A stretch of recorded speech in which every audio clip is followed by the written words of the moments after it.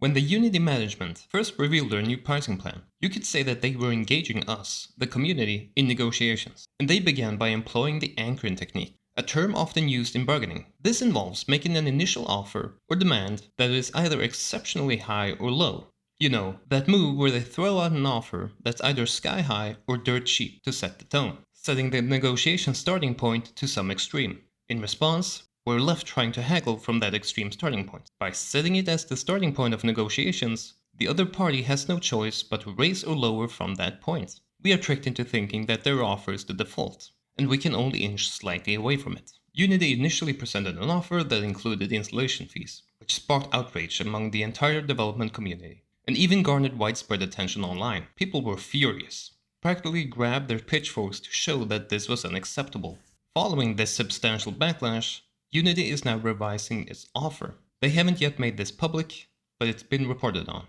Although installation fees persists, they have introduced a revenue cap for larger studios. This adjustment seems aimed at appeasing significant customers and corporations interested in using the Unity engine, but it does little to benefit indie developers or smaller creators. Now, in comparison, it appears somewhat improved. Unity are trying to show that they're sorry, making a show of their remorse, stating that they're in discussions with their business partners and the community, yet the offer remains excessive.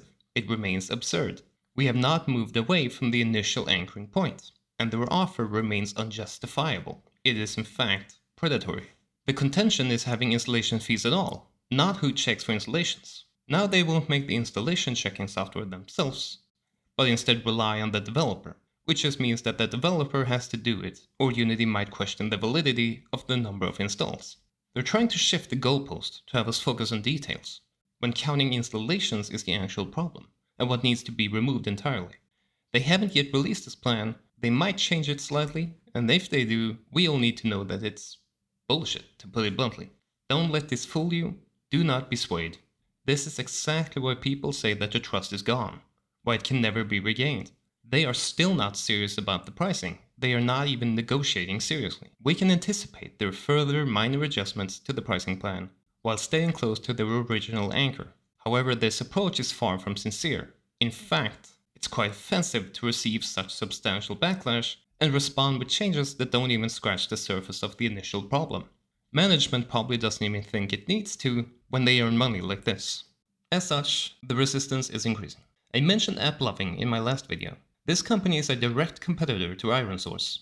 Apparently, Unity almost merged with AppLovin, but now they are direct competitors, and it seems some of these fees were actually aimed at killing AppLovin as a business. Well, now they're kinda hitting back. The CEO wrote an open letter aimed at Unity's leadership, calling out their predatory business tactics.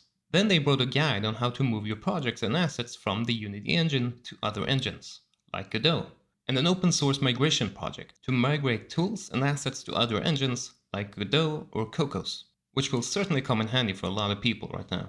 Real Logic are also making a move. They're the creators of Terraria.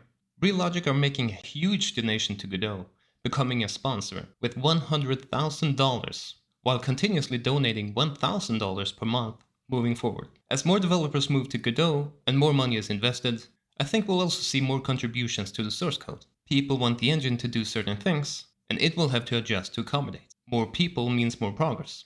Hopefully more fleshed out features will follow. Real Logic are also giving the same amount to FNA, something I'm not really familiar with, but it's another free and open source service that are now receiving the same amount.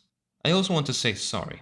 I don't intend for this to become a news or a reaction channel or a drama channel, but it's crucial to recognize that they are affecting people's livelihoods, from indie game developers to small studios to those creating assets for the engine. Many people are affected by these changes. Everything that's been happening has spurred me, but I just want to go back to coding. I might take a look at these new migratory tools to see how they work. Something that really inspired me was the creator of Case of Cut, who seems to have ported the entire game into Godot in like record time. Now that's really inspiring. So like I said in my last video, I don't want to tell you what to do, but it's becoming obvious to me that free and open source services are probably the way to move forward, and they need all the support they can get in order to stand up against giants like Unity. Next time I post a video, it should be in Godot, with some actual content. Until then, happy coding everyone.